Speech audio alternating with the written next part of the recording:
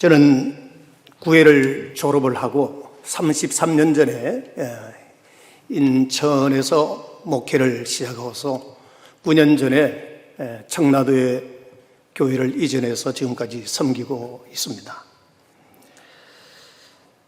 오늘 여기 갈라디아서 1장 6절에서 10절까지의 말씀을 보면은 갈라디아 교회는 사도 바울에 의하여 세워진 교회입니다. 갈라디아 사람들은 이방 사람들이기 때문에 사도 바울이 특별히 그들을 향한 관심을 갖고 복음을 들고 가기 전까지는 우상 숭배와 미신과 온갖 죄악 가운데 살아가던 그런 자들이었습니다. 이러한 상태에 있던 그들에게 사도 바울은 예수 그리스도 외에는 다른 복음은 없다고 강력하게 주장을 합니다. 심지어 다른 복음을 전하면 하늘의 천사라도 저주받을 것이라 경고하고 있습니다. 이 같은 갈라디아 지역의 사도 바울이 복음을 들고 가서 복음을 전할 때에 놀라운 변화가 생기면서 이 지역의 교회가 세워졌던 것입니다. 갈라디아 사람들은 사도 바울을 굉장히 사랑하고 존중했으며 또 생명의 복음을 전해준 그 바울을 존귀하게 여기기도 했습니다. 사도 바울을 위해서라면 자신들의 눈이라도 빼어줄 정도의 그러한 마음을 가지고 있을 만큼 바울에 대한 생각은 굉장히 호의적이었습니다. 갈라디아 교회는 참으로 아름답고 영적이고 은혜로운 교회로 출발했던 교회입니다. 그런데 문제는 사도 바울이 복음을 전하기 위해서 다른 지역으로 잠시 떠나는 사이에 갈라디아 교회 안에 문제가 생기게 된 것입니다. 당시에는 참 사도들뿐만 아니라 거짓 사도들도 교회 안에 같이 공존하고 있었습니다. 불행하게도 사도 바울이 복음 전하기 위해서 잠시 없는 그 틈새를 타고 거짓 사도들이 갈라디아 교회에 들어와서 교회를 어지럽힌 것이 문제의 발단이 되었던 것입니다. 이들은 사도 바울이 전했던 복음과는 전혀 다른 복음을 전했습니다. 갈라디아 교회 일대 혼란이 일어나고 말았습니다. 거짓 사도들에 의해서 미혹을 받은 이 갈라디아 교인들은 사도 바울을 버리고 그들을 쫓아가게 되는 안타까운 일이 벌어지게 된 것입니다. 사도 바울은 이 같은 위기에 놓인 갈라디아 교회를 향하여 이 편지를 쓰게 되었습니다. 특별히 오늘 여기 본문의 말씀은 거짓 사도들과 그들을 쫓아가는 자들에게 그리스도의 은혜로 너희를 부르신 이를 이같이 속기 떠나 다른 복음을 쫓는 것을 내가 이상히 여기노라고 말씀을 하고 있습니다. 바울은 다른 복음에 미혹을 받아 설복당해버린 갈라디아 교인들을 향하여 이상히 여긴다고 말씀합니다. 어떻게 복음이 아닌 것에 미혹되어서 쫓아갈 수 있는가? 과연 은혜를 받은 성도들인지 내가 이상히 여길 만큼 믿어지지 않는다고 하는 그러한 말이 되겠습니다. 바울은 거짓 사도와 다른 복음을 따르는 갈라디아 성도들에게 강한 질책과 실망을 토로하면서 그들을 향하여 만일 누구든지 너희의 받은 것 외에 다른 복음을 전하면 저주를 받을지어다라고 하며 무서운 선언을 합니다. 이것이 오늘 본문의 내용입니다. 오늘 본문에서 말하는 다른 복음이란 무엇일까요? 다른 복음은 참된 복음에서 변질된 복음을 말한다고 저는 생각합니다. 본문 7절에서 다른 복음은 참된 그리스도의 복음의 변질이라는 것을 알 수 있습니다. 다른 복음은 없나니 어떤 사람들이 너희를 교란하여 그리스도의 복음을 변하게 하려 함이라. 여기서 변하게 하려 한다는 이 단어는 왜곡한다라고 하는 의미가 있습니다. 그리스도의 복음을 왜곡하면 더 이상 복음이 될 수가 없는 겁니다. 다른 복음이지요. 성경 말씀에 개인적인 생각을 더하거나 빼면 그것이 바로 다른 복음입니다. 참된 그리스도의 복음에서 변질되어진 복음이 바로 다른 복음이라는 것입니다. 죄인들에게 필요한 것은 오직 믿음의 눈으로 십자가를 바라보는 구원의 복음입니다. 기독교 역사를 보면 이러한 변형되고 변질된 다른 복음이 무수하게 많이 일어나고 있고 지금 우리 교회 주변에서도 많이 일어나고 있다는 사실을 알고 있습니다. 한두 개가 아니라 수많은 유사한 복음들이 시대마다 일어나고 있습니다. 초대교회에도 여러 가지의 다른 복음이 있었는데 그 중에 하나가 바로 갈라디아 교회를 침투한 다른 복음인 것입니다. 이것은 참된 복음에다가 율법을 더한 것입니다. 당시 갈라디아 교회를 어지럽힌 거짓 선생들은 예수 그리스도를 믿는 것도 의미가 있다. 그러나 그것만으로는 부족하다. 할례를 받아야 온전한 구원을 받는다라고 주장을 하면서 믿음과 율법, 거기에 할례라고 하는 이런 혼돈된 상황이 벌어짐으로써 갈라디아 교회 성도들이 상당히 혼미에 빠지게 되었던 것입니다. 그들은 예수 믿는 것을 부정하지는 않았습니다. 그런데 문제는 거기에다가 율법에서 말하는 할례를 더하고 말았던 것입니다. 결국 그들은 믿음과 할례를 통하여 구원을 얻는다고 주장하기에 이르렀습니다. 이것이 바로 다른 복음, 변질된 가짜 복음이었다는 사실입니다. 오늘날도 진리의 복음에서 빼거나 더함으로 변질된 복음들이 얼마나 많이 나타나고 있는지 모릅니다. 대표적인 것이 바로 복음에다가 도덕을 첨가하는 것입니다. 예수님 믿어서 구원받는 것도 중요하지만 착하고 선한 일을 많이 해야 천국 간다고 말하면서 이것이 마치 균형 잡힌 참 복음인 것처럼 왜곡하고 우리를 미혹하고 있는 것이 오늘날 우리 교회 주변에서 일어나는 현실들인 것입니다. 이것은 복음이 아닙니다. 행함은 구원의 조건이 될 수 없습니다. 행함으로 우리를 죄에서 구원해 주시고 하나님의 자녀되게 하신 전적인 하나님의 은혜에 대한 보답이며 감사일 뿐입니다. 저도 목회자로서 소명받아 주님 앞에 신학도로서 그 길을 출발한 배경은 하나님께로부터 받은 은혜가 너무나 컸기 때문에 그 은혜에 대한 보답으로서의 소명을 받아 신학을 하고 목회를 하지 그것이 나의 어떠한 공로나 구원의 조건이 아닌 것을 고백하고 있습니다. 사랑 우리 하고 여러분, 오늘날 우리 주변에 왜곡되고 변질된 복음들이 얼마나 많이 있는지 모릅니다. 우리는 강단에서 복음과 도덕을 혼합시키는 다른 복음을 철저히 경계해야 될 줄로 믿습니다. 참된 복음이란 오직 예수 그리스도를 믿어서 구원을 얻는다고 하는 것은 절대 불변의 진리고 우리가 굉장히 목숨처럼 아끼고 주장하는 복음의 핵심인 것입니다. 본문에 보면 갈라디아 성도들이 다른 복음에 현혹되어 있습니다. 6절에 그리스도의 은혜로 너희를 부르신 이를 이같이 속히 떠나 다른 복음 쫓는 것을 내가 이상히 여기노라 그랬습니다. 갈라디아 교회 성도들은 사도 바울에게 복음을 듣고 가르침을 받았던 성도들입니다. 기독교의 가장 위대한 사도에게 복음을 듣고 가르침을 받았던 갈라디아 성도들이 다른 복음을 쫓아서 간다는 것은 굉장히 충격적인 사건입니다. 오늘날 우리들은 어떤가? 우리들이 경계하지 않고 게으르면 자신도 모르는 사이에 다른 복음을 쫓아갈 수밖에 없다는 사실이고 우리가 열심히 기도하고 가르쳐도 어느 순간에 어떤 성도들은 사이비 이단 빠져서 교회를 등지고 배교하는 사람들도 지금도 일어나고 있습니다. 한국 교회는 유사한 다른 복음 때문에 그리스도인들이 많이 현혹되고 있습니다. 그러므로 오직 하나님의 말씀, 올바른 복음만이 붙잡아야 된다고 확신합니다.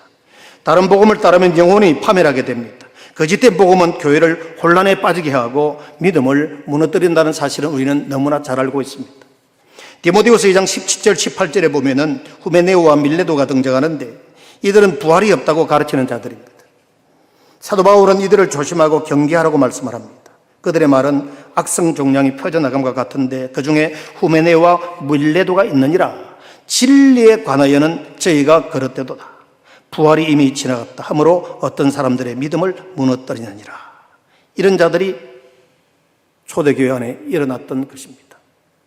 그래서 바울은 8절과 9절에서 그러나 혹 하늘로부터 온 천사라도 우리가 너희에게 전한 복음 외에 다른 복음을 전하면 저주를 받을지어다. 우리가 전에 말하였거니와 내가 지금 다시 말하노니 만일 누구든지 너희의 받은 것 외에 다른 복음을 전하면 저주를 받을 것이라고 말씀을 합니다. 하고 여러분, 다른 복음의 경우는 그것을 전하는 자나 받아들이는 자나 모두가 다 파멸, 저주를 받을 것이라 라고 말씀합니다. 진리에 대해서는 그 무엇도 타협할 수 없는 절대성을 가지고 있습니다. 사도 바울은 여기서 두 번이나 저주를 말합니다. 아주 강한 선언입니다. 그만큼 다른 복음이 얼마나 위험하고 잘못된 것인지를 본문에서 강조하고 있음을 우리는 간과하지 말아야 합니다. 그러므로 다른 복음은 우리들의 영혼이 불행과 파멸과 저주에 빠뜨리기 때문에 가장 경계하고 조심해야 할 대상인 것입니다.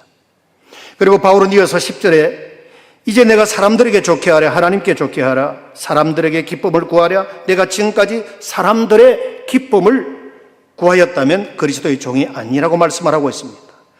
성경 원문에 보면은 이 10절이 세 문장으로 나뉘어져 있는데, 첫 번째는 이제 내가 사람들에게 좋게 하랴 하나님께 좋게 하라는 질문이고, 두 번째는 사람들에게 기쁨을 구하라는 질문입니다. 그리고 세 번째는 내가 지금까지 사람의 기쁨을 구했다면 그리스도의 종이 아니라는 것입니다. 이 세 가지의 문장이 10절 문장을 이루고 있습니다. 10절이 말하고자 하는 이 사도 바울의 이 말씀, 지금까지 사람들을 기쁘게 하지 않고 오직 하나님만을 기쁘게 하였다는 것입니다. 그리고 만약 자신의 사람들을 기쁘게 하는 일을 하였다면 자신은 더 이상 그리스도의 종이 아니라고 그런 단언하고 있습니다. 그는 오직 하나님을 기쁘시게 해드리기 위하여 복음 사역을 감당해 왔다고 하는 사실입니다. 바울은 사람들을 기쁘게 하기 위하여 복음을 전하지 않았다는 겁니다. 이게 10절이 말씀하고 있는 내용입니다. 여러분, 사도 바울이 말씀하고 있는 내용, 우리 한번 깊이 묵상할 필요가 있습니다. 사도 바울은 오늘 여기 10절에서 복음에 대한 설명을 하나님과 사람 사이에 놓고 있습니다. 여기 좋게 하려고 하는 이 단어를 우리가 주목할 필요가 있는데, 헬라어로 페이소인데 설득하다는 의미로 이 수사학적으로 헬라인들이 주로 사용할 때 굉장히 중요한 그런 단어의 의미를 두고 있습니다. 사도 바울은 이 설득을 하나님과 사람들 사이에 놓고 참 복음과 거짓 복음을 지금 말씀하고 있는 겁니다. 다르게 표현하자면 내가 지금 설득하고 있는 대상이 하나님인가 아니면 사람들인가 라고 하는 이 말씀을 하고 있는 것입니다. 이 설득의 최종 목적은 상대방으로부터 동의를 얻어서 기쁨을 구하는 것이 그 목적인 것입니다. 사도 바울은 사람들을 설득하여 그들의 기쁨을 구하는 복음은 거짓 복음이라고 분명히 선언을 합니다. 바울은 자신이 전하는 복음이 사람들을 기쁘게 하기 위한 것이라면 자신은 그리스도의 종이 아니라고 말합니다. 복음을 통한 설득은 오직 하나님만을 위하여 그분의 기쁨을 구하는 것이라고 분명히 선언합니다. 자, 그렇다면 이제 답은 명확해졌습니다. 우리는 하나님을 기쁘시게 해드리고 하나님의 영광을 위해서 부름을 받은 자들입니다. 저도 그러하고 여러분도 그러합니다. 이것이 우리가 존재하는 이유입니다. 그러면 지금 우리는 어떠한가? 라고 하는 질문을 던져볼 필요가 있습니다. 하나님과 복음 앞에서 예와 아니오가 분명해야 되는데 과연 그러냐 하는 것입니다. 하나님 앞에서 정직하게 복음을 가르치고 선포해야 하는데 그렇게 하고 있느냐 하는 것입니다. 또한 사람들의 호의를 사려고 복음을 변질시키고 있지는 않는지 우리 자신을 한번 스스로 자문해 볼 필요가 있습니다. 간혹 가슴 아픈 소식을 들을 때가 있습니다. 목회 현장에서 복음 아닌 다른 복음을 전하면서 그게 복음이라고 우기는 거죠. 친한 사람들을 설득하여 동의를 구하면서 잘못된 주장을 옳은 것처럼 정치적으로 정당화하려고 하는 잘못된 지도자들도 있습니다. 진리의 복음을 위해서 목숨을 걸어야 되는데 비진리와 가짜 복음에 목숨을 걸고 에너지를 허비하는 사람들도 있습니다. 바른 신학을 배우고서는 목회 현장에서는 다르게 전하는 지도자도 있다는 사실입니다. 그렇게도 순수하고 하나님만을 위해서, 교회를 위해서, 양들을 위해서 내가 헌신하며 희생하겠노라고 다짐했던 그들이 시간이 지나면서 타협하고 변질되어감이 웬일입니까? 여러분, 누구를 좋게 하며 기쁘게 해드려야 합니까?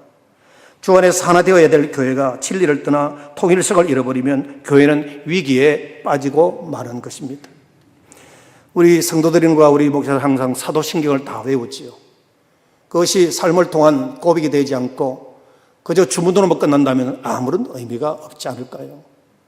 교회의 통일성을, 주의 진리에 대한 거룩성을 지키는 중요한 신경을 그렇게 한 예배 시간에 프로그램 순서로 때우기 식으로 할 수 없는 것 아니겠습니까? 거짓 지도자들의 이 미혹에 빠져서 다른 복음을 따르는 자들이 갈라디아 교회뿐이겠는가 하는 말입니다.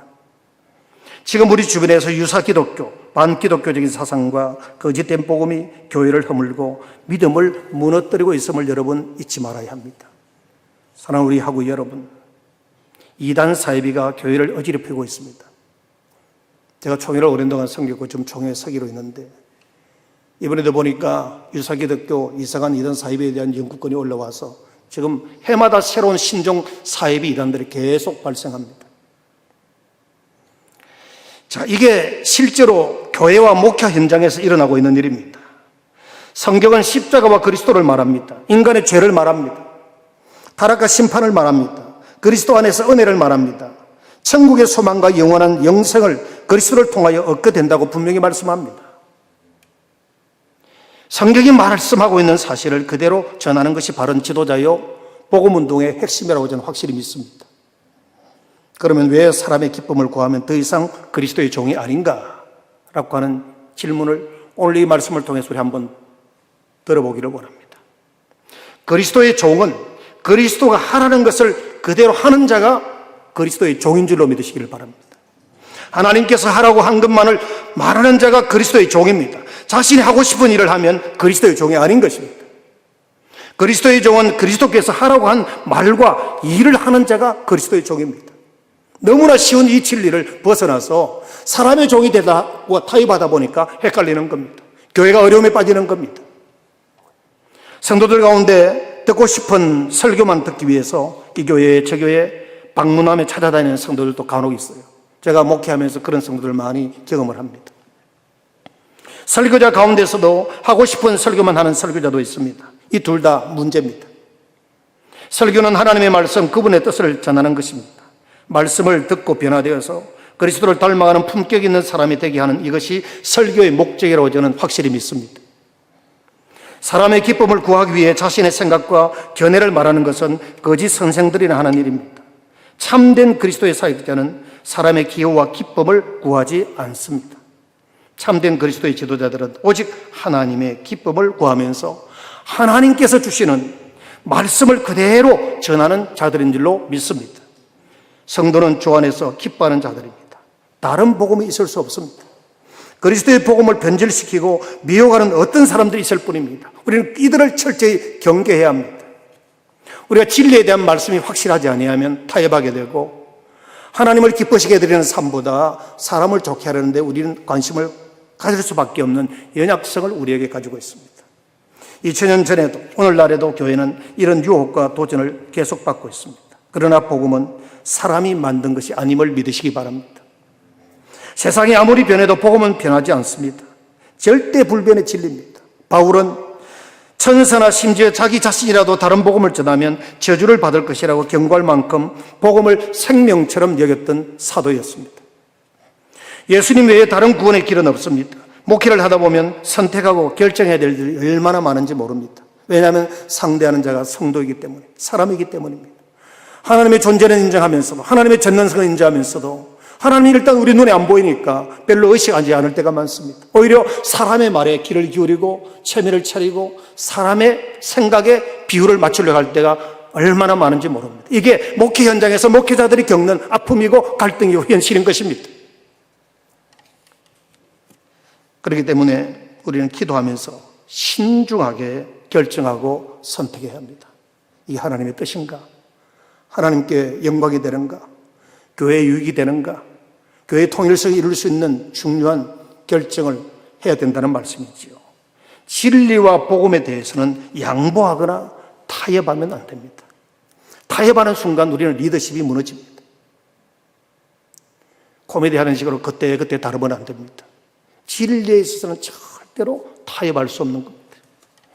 오직 살아계신 하나님의 말씀, 주 예수 그리스도의 복음에 소망을 두는 우리하고 여러분이 되시기를 주님의 이름으로 축원합니다. 바울은 자신의 삶과 그가 전하는 복음이 하나님을 기쁘시게 하는 것인지 사람을 기쁘시게 하는 것인지 보라고 말합니다. 바울을 격노하게 했던 갈라디아 교회는 예수님의 대속으로 말미암은 은혜의 복음이 아니라 인간의 행위를 추구하는 다른 복음을 따랐기 때문에 문제가 된 것입니다. 이것은 하나님을 떠나는 것이며 그리스도를 저버리는 행위가 되는 것입니다. 그 결과는 영원한 저주라는 겁니다. 지금 우리는 정신을 차리고 거짓 교리를 대적하며 복음의 진리를 무장해야 합니다. 바울은 교회와 운명을 자신의 운명과 분리하지 않았습니다. 교회는 운명 공동체입니다. 그리스도의 피값으로 샀기 때문입니다. 바울은 복음을 위해서 살았지 복음을 위하여 자신의 패를 채우지를 않았습니다. 바울은 교회가 바로 세워지도록 수고와 사랑을 아끼지 않았습니다. 바울의 사역 중심에는 그리스도의 복음과 사랑이었습니다. 사랑하면 정죄하지 않습니다. 여러분이나 저나 우리 항상 내리서쳐가는 바른 신학, 바른 교회, 바른 생활, 물론 바르게 해야죠. 너무 바르게 하다 보면 우리는 상대방을 정죄할 수 있는 위험성이 있습니다. 사랑으로 품으십시오. 사랑으로 용납하십시오. 제가 목회할 때 어찌 성도가 목사의 수준만큼 이러겠습니까? 말하는 것이나 생각하는 것이나 모든 것들이 부족하지요. 그럴지라도 그럼에도 불구하고 기도하며 기다리는 겁니다. 참아주는 겁니다. 말씀으로 양육하고 가르치고 선포하면 때가 되면 하나님께서 그를 변화시켜서 하나님이 기뻐하시는 몸된 교회의 훌륭한 영적인 사명자로 제목으로 세워진다는 사실을 믿으시기를 바랍니다. 이게 복음의 능력인 것입니다. 교회 회복이 사역자들에게는 세상의 어떤 성공보다도 큰 기쁨이어야 합니다. 교회는 이해관계로 만나서 손익을 계산하는 비즈니스가 아닙니다. 교회는 그리스도의 복음으로 죄 가운데 있는 영혼들을 구원하는 곳입니다. 주를 믿고 따르는 성도는 하나님을 기쁘시게 해드리며 살아야 합니다. 사도 바울은 항상 말합니다. 주 안에서 기뻐하라고. 주님을 잘 섬기고 주님을 기뻐하면 역시 내 주변에 있는 사람들도 기뻐하게 됩니다. 참 지도자는 주의 복음을 위해서 살기로 헌신하며 주를 따르는 자 아니겠습니까? 세상의 기준을 충족시키고 그것을 자랑 위해 사는 삶이 아닙니다. 오직 성령을 따라 십자가만을 자랑하고 살아가는 삶. 사도 바울의 고백처럼 날마다 죽노라고 하는 것, 내려놓는 자신에 대한 결단. 이것이 복음의 위대함을 드러낼 수 있는 유일한 길인 줄로 믿습니다. 복음은 육체의 자랑을 저버리게 합니다. 복음은 오직 그리스도를 자랑하게 합니다. 무엇보다도 복음의 진리는 주 안에서 모든 성도와 함께 여담하는 삶으로 성도들을 인도하게 되는 것입니다. 여러분, 사람들을 좋게 하려고 합니까? 아니면 하나님을 좋게 하려고 합니까? 괜한 질문이겠지만 우리는 답은 뻔해요. 당연히 우리는 하나님을 좋게 하기 위하여 모인 곳이고 하나님을 좋게 하기 위해서 신학 공부하고 기도하고 목회하는 겁니다. 그러나 현실은 그렇지 않더라는 겁니다. 현실은 얼마나 우리가 갈등하고 고민해야 될 부분이 목회 현장 가운데서 얼마나 많이 쓰나미처럼 밀려오는지 모릅니다. 어떻게 해야 될까? 잘못하면 사람을 잃을 것 같고. 성도들의 무게가 뭐죠? 우리 믿는 성도들의 무기, 우리의 무기는 복음인데 목회 현장에서 성도들의 무기는 복음이 아니라 썩어질 육신과 수고하는 자신의 흔적을 가지고 도전해 올 때가 얼마나 많은지 모릅니다. 목사님, 내 떠나면 교회가 잘 될까요? 내가 떠나면 교회가 많은 어려움이 오겠죠? 우리가 썩어질 육신, 우리 인간의 육신의 삶 속에서 잠시 필요한 수단으로 있는 돈과 다른 환경을 가지고 우리에게 도전해 올 때 우리는 어떻게 이것을 방어하고 이겨가야 할까요? 이게 목회 현장의 싸움입니다. 저는 우리하고 여러분, 사람을 좋게 하면 소위 인기 많은 지도자가 되어서 사람의 주목을 받는 것은 분명합니다. 그런데 하나님을 좋게 하려면 모든 것을 내려놓아야 합니다. 사도 바울도 한때 주목을 받는 에리트였습니다. 뛰어난 문벌이 있었죠. 핍박자로 있을 때 말이죠. 그러나 그가 복음을 전하는 전도자로서 삶이 바뀌었을 때 그 주변에는 영적인 적들만 가득 찼고 가는 곳마다 해방꾼, 핍박, 환난, 어려움이 동지처럼 따라다녔습니다. 이게 복음을 전하며 살아가는 전도자들의 삶이고 또 그 삶을 그렇게 산다고 하는 각오 속에서 살지 않으면 우리는 타협할 수밖에 없는 존재들입니다. 여러분, 하나님을 좋게 하려면 모든 것을 내려놓아야 합니다. 인기는커녕 외로울 수도 있고 사람들에게 오해를 받을 수도 있습니다. 하나님 앞에서 오직 복음을 위해서 온갖 유혹과 불의와 타협하지 않고 그리스도의 참된 종으로 살아간다면 하나님께서 착하고 충성된 종이라 칭찬하시고 큰 은혜와 복을 주실 줄로 믿습니다. 여러분, 제가 선배로서 여러분에게 며칠 동안 이 강단에서 얘기해도 시간이 모자랄 겁니다. 딱 10분까지 하라 그래서 끝내겠습니다. 기도하겠습니다. 좋으신 우리 아버지 하나님 감사합니다. 우리를 사랑하셔서 이 순간까지 인도하셨습니다. 진리의 말씀을 붙잡고 달려갈 우리 학우들 모두에게 성령의 충만함과 능력과 은혜를 더하셔서 주님 오시는 날 그날까지 타협하지 않고 진리에서 목숨을 걸고 헌신하며 충성하는 우리의 수고와 기도를 통하여 주님의 나라가 확장되어지고 하나님의 몸된 교회가 행복한 교회로 세워질 수 있도록 축복하여 주옵소서. 예수님의 이름으로 기도하옵나이다. 아멘.